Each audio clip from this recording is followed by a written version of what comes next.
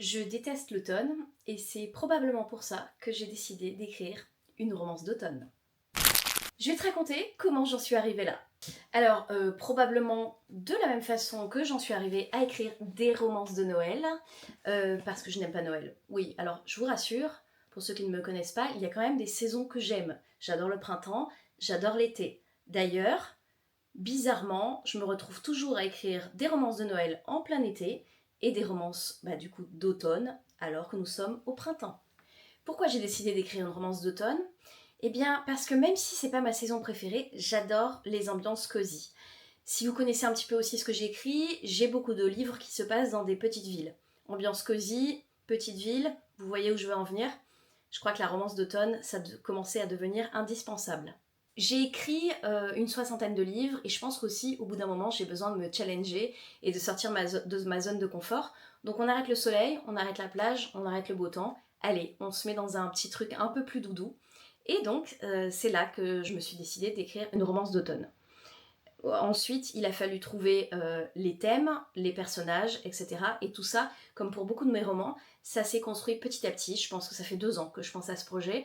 Et j'ai des petits bouts de l'histoire qui sont venus se raccrocher les uns aux autres et qui forment donc tricot, cidre et mauvaise foi. C'est souvent comme ça chez moi, j'ai pas une histoire complète. J'ai une scène et ensuite je vais construire autour.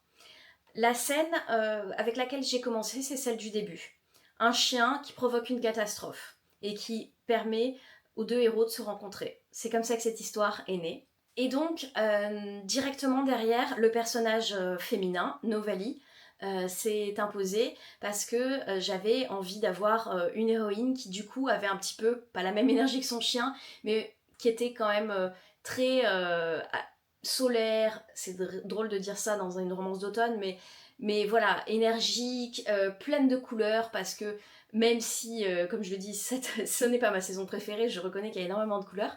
Voilà, une héroïne qui est vraiment dans cette vibe-là, puisque donc elle tient un concept store tricot café, et elle aime toutes les petites choses de l'automne, comme les gâteaux aux pommes, la cannelle, le thé, le café, voilà, le tricot. Et en face, quoi de mieux qu'un bon héros grumpy? Je voulais lui trouver par contre un ancrage assez, j'ai envie de dire campagnard.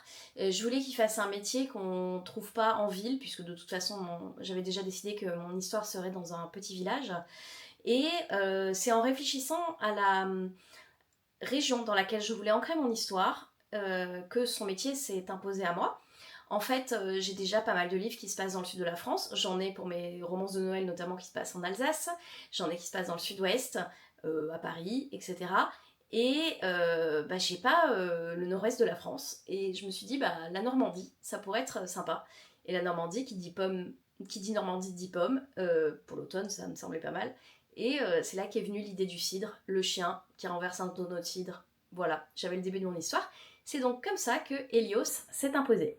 Pour les prénoms, pour Novali, alors ça a été un concours de circonstances. Je suis allée l'année dernière à un salon, en fait, qui était le Festival New Romance au Havre.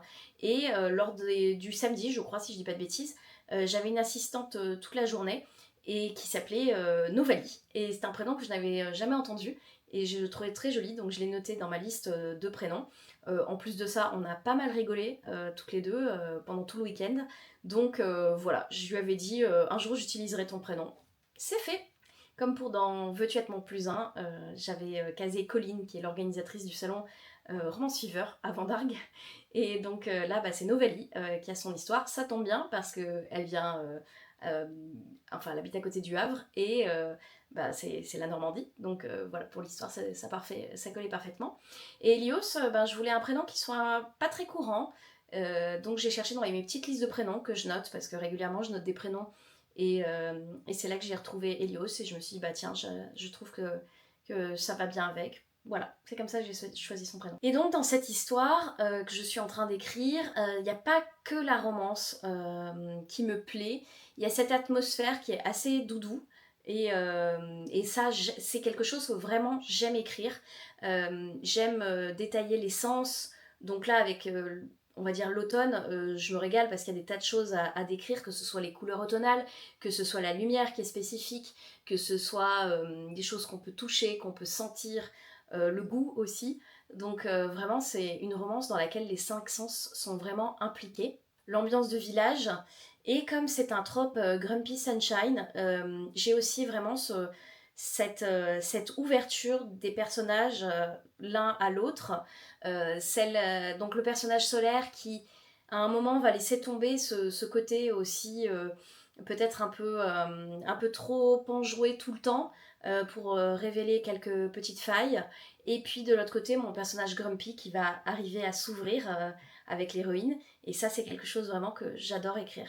C'est aussi un livre qui parle un petit peu de reconstruction, que ce soit après une épreuve de la vie et aussi ou les épreuves de la vie, puisque si je pars du côté d'Hélios, lui, ce sont des choses qui lui sont arrivées plus tôt, on va dire, dans son passé, comparé à Novali qui s'est installé dans le petit village suite à un burn-out.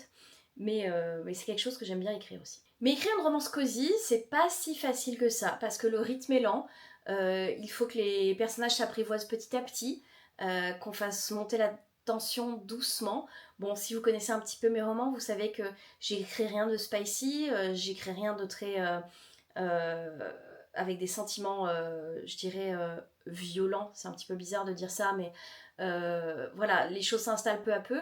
Mais là, on est vraiment sur un rythme lent. Euh, Ça va aussi avec le style de la romance d'automne. Et bizarrement, moi qui me disais j'ai jamais écrit de romance d'automne, j'aime pas l'automne, etc. C'est peut-être un livre qui me ressemble beaucoup. C'est bizarre à dire, mais dans le sens où je pense que c'est vraiment l'essence de ce que je fais d'habitude, de la romance, voilà, doudou, petite ville, avec tout le monde qui se connaît, beaucoup d'humour, je pense. Enfin, moi, je ris beaucoup en l'écrivant, et donc je pense que, on va dire, c'est du Tamara Baliana, c'est très bizarre de dire ça comme ça, pure souche. Donc dites-moi, est-ce que vous aimez les romances d'automne? Est-ce que vous en avez déjà lu? Est-ce que vous êtes curieuse de découvrir celle-ci? N'hésitez pas à me le dire en commentaire.